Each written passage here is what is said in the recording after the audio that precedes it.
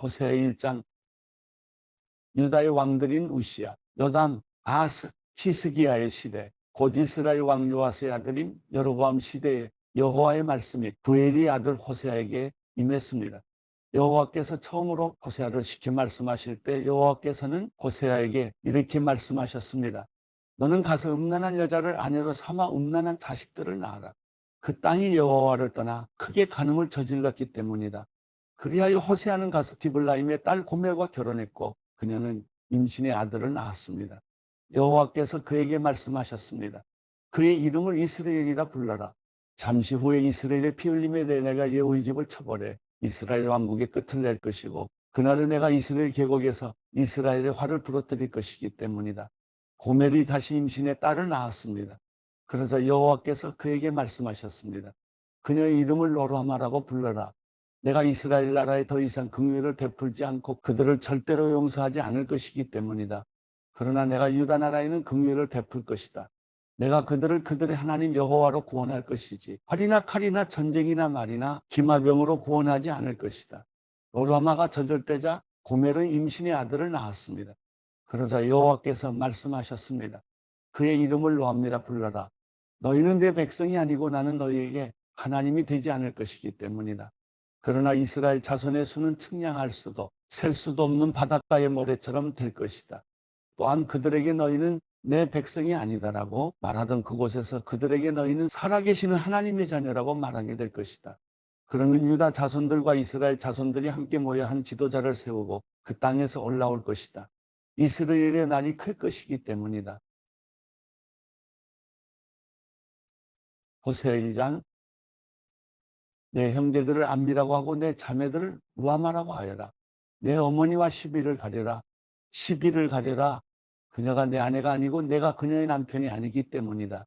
그녀가 얼굴에서 음탕함을 없애고 젖가슴 사이에서 간음을 없애게 하여라. 그러지 않으면 내가 그녀를 발가벗기고 그녀가 태어난 날처럼 그녀를 만들 것이다. 내가 그녀를 광야처럼 만들고 내가 그녀를 메마른 땅처럼 되게 할 것이며 내가 그녀를 목말라 죽게 할 것이다. 그녀의 자식들에게 내가 긍휼을 베풀지 않을 것이다. 그들이 음란한 자식들이기 때문이다. 그들의 어머니가 음란한 짓을 해서 그들을 수치스럽게 잉태했기 때문이다. 그녀는 늘 습관처럼 말했다. 내게 빵과 물과 양털과 모시옷과 기름과 마실 것을 주는 내 애인들을 뒤따라가겠다. 그러므로 보아라. 내가 가시던 걸로 길을 막고 그녀를 벽으로 에워싸서 그녀가 길을 찾지 못하게 하겠다. 그녀는 그녀의 애인들을 쫓아가지만 그들을 따라잡을 수 없고 그들을 찾지만 발견하지 못할 것이다. 그러면 그녀가 말할 것이다. 내가 내 첫 남편에게 돌아가겠다. 그때가 지금보다 좋았다. 그녀에게 곡식과 새 포도주와 새 기름을 내가 주었다는 것을 그들이 바알을 위해 사용한 금과 은을 그녀에게 넘치도록 준 이가 나였다는 것을 그녀는 알지 못했다. 그러므로 추수 때 내 곡식을 수확할 때 내 포도주를 도로 가져갈 것이다. 그녀의 발가벗은 것을 덮어가리라고 준 내 양털과 모시를 도로 빼앗을 것이다. 이제 내가 그녀의 수치를 그녀의 애인들의 눈앞에서 드러내 보일 것이다. 어느 누구도 그녀를 내 손에서 구해내지 못할 것이다. 그녀의 모든 정기적인 명절들, 곧 해마다 있는 절기와 매월 초하루 날과 안식일의 모든 축하 의식을 사라지게 할 것이다. 그녀가 저것이 내 애인들이 내게 준 몸값이다라고 말한 포도나무와 무화과나무를 내가 황폐하게 할 것이다. 내가 그것들을 덤불숲으로 만들고 들판의 짐승들이 그것들을 먹게 할 것이다. 그녀가 바알들에게 희생제물을 태워 바쳤던 날들을 내가 처벌할 것이다. 그녀가 반지와 보석으로 장식하고 그녀의 애인들을 쫓아가며 나를 잊어버렸다. 여호와의 말씀이다. 그러므로 보아라. 내가 그를 유인의 광야로 데리고 가서 그녀에게 부드럽게 말할 것이다. 내가 그곳에서 그녀의 포도원을 돌려주고 아골의 골짜기를 소망의 문이 되게 할 것이다. 그곳에서 그녀는 자신의 어린 시절처럼 이집트에서 나왔을 때처럼 대답할 것이다. 그날은 여호와의 말씀이 있을 것이다. 너는 나를 내 남편이라고 부르고 다시는 나를 내 바알이라고 부르지 않을 것이다. 내가 그녀의 입에서 바알들의 이름들을 제거할 것이다. 그들이 다시는 그들의 이름을 기억하지 않을 것이다. 그날은 내가 들판의 짐승들과 하늘의 새들과 땅 위를 다니는 생물들과 함께 언약을 맺을 것이다. 내가 그 땅에서 활과 칼과 전쟁을 제거해 그들을 안전하게 눕게 할 것이다. 내가 나를 위해 너와 영원히 혼약을 맺고 내가 의로움과 정의로 또 인애와 긍휼로 혼약을 맺을 것이다. 내가 나를 위해 진실로 혼약을 맺을 것이다. 그러면 너는 여호와를 알게 될 것이다. 그날은 내가 대답할 것이다. 여호와의 말씀이다. 내가 하늘에 대답할 것이다. 그리고 그들이 땅에 대답할 것이다. 그러면 땅이 곡식과 새 포도주와 새 기름에 대답할 것이며 그러면 그들이 이스라엘에 대답할 것이다. 내가 친히 땅에 이스라엘을 심을 것이다. 긍휼히 여김을 받지 못한 사람을 내가 긍휼히 여길 것이다. 내 백성이 아닌 사람에게 너는 내 백성이다라고 말할 것이다. 그러면 그들이 말할 것이다. 주는 내 하나님이십니다.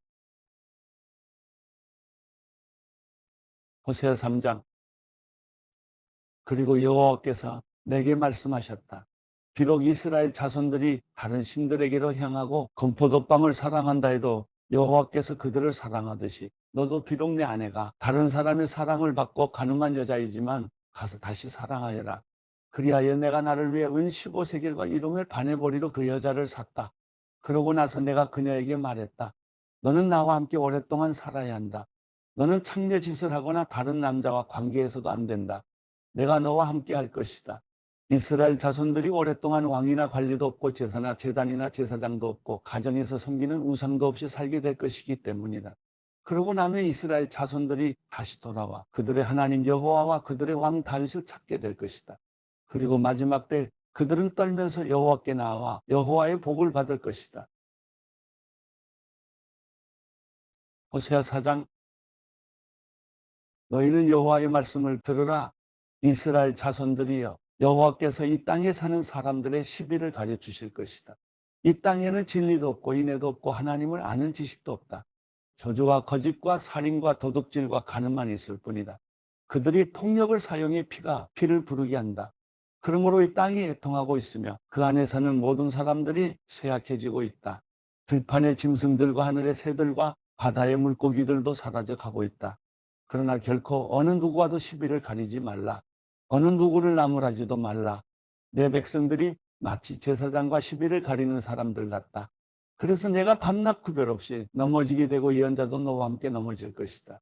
그러면 내가 내 어머니의 목숨을 빼앗을 것이다. 내 백성들이 지식이 없어서 망하게 될 것이다. 내가 지식을 거부했으니 나 또한 내가 내 제사장이 되는 것을 거부한다. 내가 내 하나님의 율법을 잊어버렸으니 나 또한 내 자식들을 잊어버릴 것이다. 제사장들이 늘어날수록 그들은 내게 더욱 많은 죄를 지었다. 내가 그들의 영광을 수치로 바꿀 것이다. 그들은 내 백성들의 속죄 제물을 먹고 백성들이 죄범하기를 원하고 있다. 그러니 제사장들이 백성들처럼 됐다. 내가 그들의 행동을 처벌하고 그들의 행위대로 되돌려 줄 것이다. 그들이 먹어도 배부르지 않을 것이고 음란한 짓을 해도 번성하지 않을 것이다. 그들이 여호와께 순종하기를 포기했기 때문이다. 음란한 짓과 포도주와 새 포도주의 마음을 빼앗기고 있다. 내 백성들이 나무 우상에게 물어보고 그의 지팡이가 응답을 한다. 음란한 영이 그들을 헤매게 해 그들이 그들의 하나님을 떠나 음란한 짓을 한다. 그들은 산꼭대기에서 희생제사를 지내고 언덕 위 상수리나무와 버드나무와 참나무 그늘이 좋아서 그 아래서 희생제물을 태워 바친다. 그러므로 너희 딸들이 음란한 짓을 하고 너희 며느리들이 간음한다. 내가 너희 딸들이 창녀짓 할 때 또 너희 며느리들이 간음할 때 그들을 처벌하지 않을 것이다. 남자들이 음란한 짓을 하는 사람들과 교제하며 성전 창녀들과 함께 희생제물을 드리기 때문이다. 지각 없는 백성들은 망하게 될 것이다. 너 이스라엘이여, 내가 비록 음란한 짓을 하더라도 유다는 죄를 짓지 말라. 길갈로 가지 말고 베다웬으로 올라가지 말고 여호와의 살아계심으로 맹세하지 말라. 암소가 고집을 부리는 것처럼 이스라엘이 고집을 부리고 있다. 이제 여호와께서 그들을 넓은 초원에서 어린 양처럼 먹이시겠느냐? 에브라임이 우상에게 딱 붙었다. 그를 홀로 내버려 두라. 그들의 마실 것이 다 떨어졌지만 그들은 계속해 음란한 짓을 한다. 그들의 지도자들은 수치스러운 짓을 사랑하고 있다. 바람이 그의 날개로 그들을 쓸어버릴 것이다. 그들이 바친 희생제물 때문에 그들이 수치를 당할 것이다. 사도행전 20장. 소동이 끝나자 바울은 제자들을 불러 격려한 뒤 작별하고 마케도니아 지방으로 떠났습니다. 그는 그 지방을 두루 다니면서 사람들에게 많은 격려의 말을 해주었고 마침내 그리스에 도착해 그곳에서 3달 동안 머물렀습니다. 그는 거기서 배를 타고 시리아로 가려고 했는데 유대 사람들이 그를 해치려는 음모를 꾸미자 마케도니아를 거쳐 시리아로 돌아가기로 결심했습니다. 바울과 동행한 사람은 베레아 사람 브로의 아들 소바더, 데살로니가 사람 아리스다고와 세군도, 더베 사람 가이오, 디모데, 아시아 사람인 두기고와 드로비모였습니다. 이 사람들은 먼저 드로아에 가서 우리를 기다리고 있었습니다. 그러나 우리는 무교절로 빌립보에서 배를 타고 떠나 5일이 지나서야 드로아에서 다른 일행과 합류하게 됐습니다. 그곳에서 우리는 7일을 지냈습니다. 안식 후 첫날에 우리는 빵을 떼기 위해 모였습니다. 바울이 사람들에게 말씀을 전했는데 그는 다음날 떠날 예정이었기 때문에 강론은 한밤중까지 계속됐습니다. 우리가 모여있는 다락방에는 등불이 많이 켜져 있었습니다. 유두고라는 청년이 창가에 앉아 있다가 바울이 쉬지 않고 이야기하는 바람에 깊이 잠이 들었습니다. 골아떨어진 그는 그만 3층에서 떨어지고 말았습니다. 일으켜보니 그는 이미 죽어 있었습니다. 바울이 뛰어내려가 유두고 위에 엎드려 그를 껴안고 말했습니다. 소란 피우지 마시오. 그에게 목숨이 있어. 그러더니 바울은 다시 위층으로 올라가 빵을 떼어 먹은 후 날이 셀 때까지 오랫동안 강론을 하고서 떠났습니다. 사람들은 살아난 청년을 집으로 데려가 많은 위로를 받았습니다. 우리는 먼저 출발의 배를 타고 아소로 가서 그곳에서 바울을 태울 예정이었습니다. 그가 거기까지 걸어가기로 했기 때문에 미리 약속해 둔 것입니다. 우리는 아소에서 바울을 만나 그를 태우고 미둘레네로 갔습니다. 그 이튿날에는 그곳에서 배를 저어 기호 맞은편에 이르렀고 그 다음 날 3월을 지나 그 이튿날에는 밀레도에 도착했습니다. 바울은 아시아 지방에서 지체하지 않으려고 에베소를 지나쳐 가기로 했습니다. 그는 가능하면 오순절에 맞춰 예루살렘에 도착하려고 서둘렀던 것입니다. 밀레도에서 바울은 에베소로 사람을 보내 교회 장로들을 불러오게 했습니다. 장로들이 도착하자 바울이 말했습니다. 내가 아시아 지방에 처음 간 그날부터 내가 여러분과 함께 있는 동안 어떻게 살았는지는 여러분이 잘 알 것입니다. 내가 모든 겸손과 눈물로 주를 섬겼고 유대 사람들의 음모로 시련도 많이 당했습니다.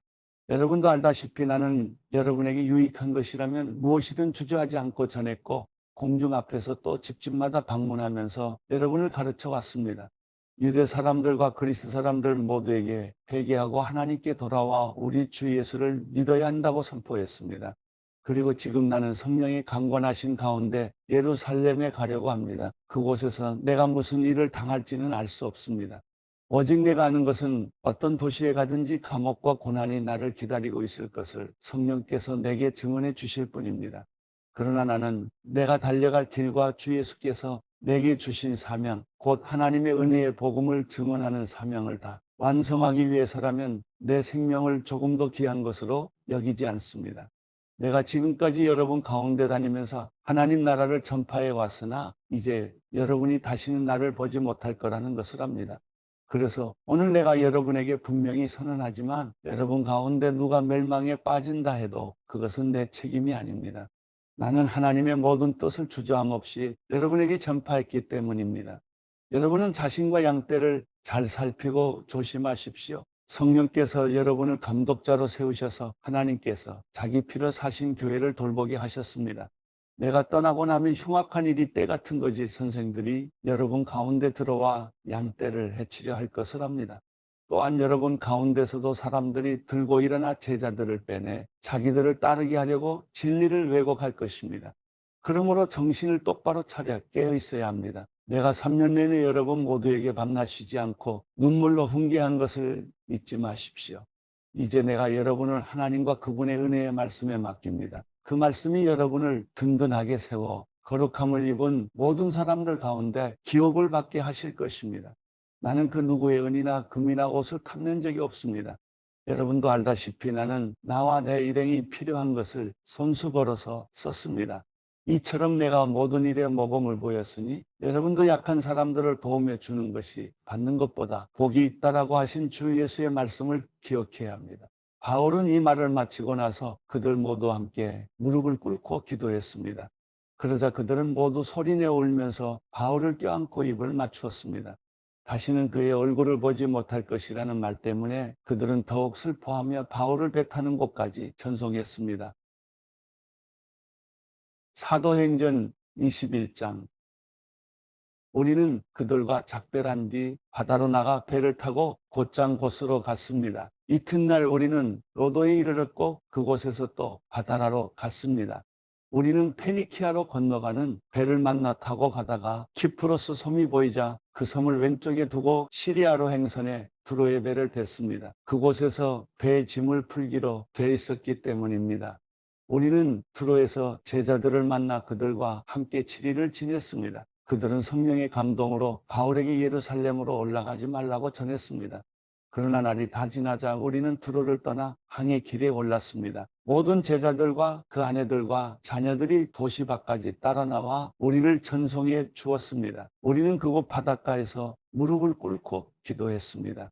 서로 작별 인사를 나눈 뒤 우리는 배에 올랐고 그들은 집으로 돌아갔습니다. 우리는 두로에서부터 여행을 계속하다 돌레마에 도착해 형제들에게 인사하고 그들과 함께 하루를 지냈습니다. 이튿날 길을 떠난 우리는 가이사랴에 이르러 7사람 가운데 하나인 전도자 빌립의 집에 머물렀습니다. 그에게는 결혼하지 않은 4명의 딸이 있었는데 그들은 모두 예언하는 사람들이었습니다. 그곳에서 여러 날을 지내는 가운데 아가보라는 예언자가 유대로부터 내려왔습니다. 그가 우리에게 와서 바울의 허리띠를 집어 자기 손발에 매더니 이렇게 말했습니다. 예루살렘의 유대 사람들이 이 허리띠 주인을 이렇게 동염해 이방 사람들에게 넘겨줄 것이라고 성령께서 말씀하십니다. 우리는 이 말을 듣고 그곳 사람들과 함께 바울에게 예루살렘에 올라가지 말라고 간곡히 권했습니다. 그러자 바울이 대답했습니다. 왜 여러분은 울면서 내 마음을 아프게 합니까? 나는 주 예수의 이름을 위해 예루살렘에서 붙잡힐 것은 물론 죽을 각오도 되어 있습니다. 바울이 설득당하지 않자 우리는 주의 뜻이 이루어지길 기원합니다. 하고는 더 말하지 않았습니다. 2일 뒤에 우리는 준비해 예루살렘으로 올라갔습니다. 가이사랴의 몇몇 제자들이 동행해 우리를 나손의 집으로 데려다 주어 우리는 그 집에 머무르게 됐습니다. 나손은 키프로스 출신으로 일찍부터 제자가 된 사람이었습니다. 우리가 예루살렘에 도착하자 형제들이 따뜻하게 맞아 주었습니다. 이튿날 바울은 우리와 함께 야고보를 만나러 갔습니다. 모든 장로들도 거기 와 있었습니다. 바울은 그들에게 문안하고 하나님께서 그의 사역을 통해 이방 사람들 가운데서 행하신 일들을 자세히 보고했습니다. 그들은 이 말을 듣고 하나님을 찬양했습니다. 그러고는 바울에게 말했습니다. 형제여, 알다시피 수만 명의 유대 사람들이 믿게 됐는데 그들은 모두 율법 지키는 일에 열심을 가진 사람들입니다. 그들은 당신이 이방 사람들 가운데 살고 있는 모든 유대 사람들을 가르쳐 모세를 저버리고 자녀들에게 할례하거나 유대 관습대로 살지 말라고 하는 줄 아는데 그러니 어떻게 하는 게 좋겠습니까? 당신이 왔다는 소문을 분명 듣게 될 테니 우리가 일러주는 대로 하십시오. 우리 가운데 서운한 사람이 4명 있습니다. 이 사람들을 데려가서 그 정결의식에 당신도 함께 참여하고 그들이 머리 깎는 비용을 대십시오. 그러면 당신에 대한 그런 소문이 사실이 아니며 당신 자신도 율법에 순종하며 살고 있음을 모든 사람이 알게 될 것입니다. 이방의 신자들에 대해서는 우리가 이미 그들에게 우상에 바쳐진 음식과 피와 목매어 죽인 짐승의 고기와 음행을 피하면 된다고 우리가 결정한 것을 편지로 썼습니다. 이튿날 바울은 그 사람들을 데리고 가서 그들과 함께 자기 몸을 정결하게 한 후 성전에 올라가 정결 의식이 끝나는 날짜와 각 사람이 예물 바치는 날짜를 신고했습니다. 7일 동안의 정결 기간이 거의 끝나갈 무렵 아시아 지방에서 온 몇몇 유대 사람들이 성전에서 바울을 보고 모든 사람을 선동해 그를 붙잡고 소리 질렀습니다. 이스라엘 동포 여러분, 우리를 도와주시오. 이 사람은 가는 곳마다 모든 사람에게 우리 민족과 율법과 이곳 성전을 반대하며 가르칩니다. 게다가 성전에 그리스 사람들을 데려와 이 거룩한 곳을 더럽히고 있습니다.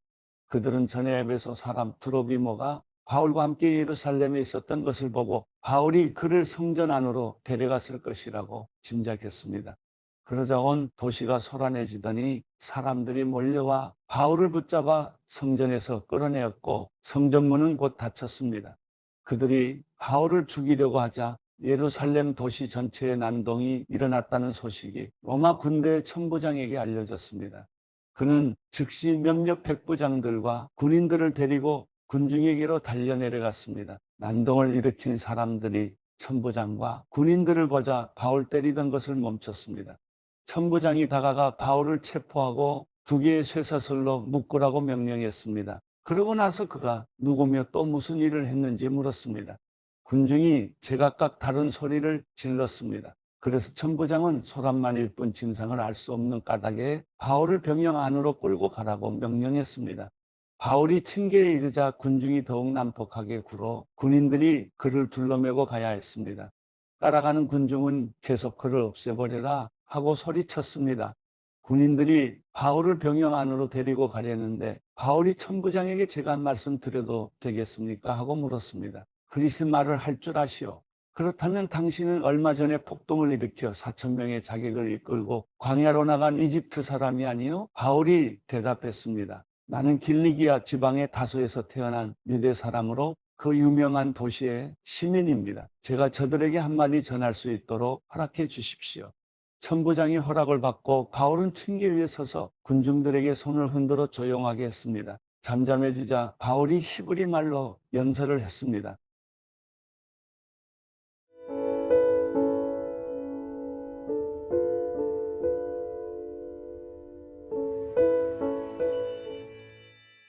시편 43편.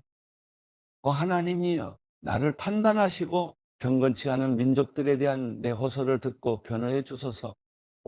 거짓되고 악한 저 사람들에게서 나를 구하소서. 주는 내 힘이 되시는 하나님이십니다.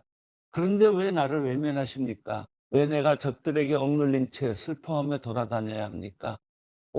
주의 빛과 주의 진리를 보내주셔서 나를 인도하게 하시고 주의 거룩한 산과 주의 장막으로 나를 이끌어 주소서. 그러면 내가 하나님의 제단으로 내게 가장 큰 기쁨이 되시는 하나님께로 나아갈 것입니다. 하나님이여, 내 하나님이여, 내가 앞으로 주를 찬양하겠습니다.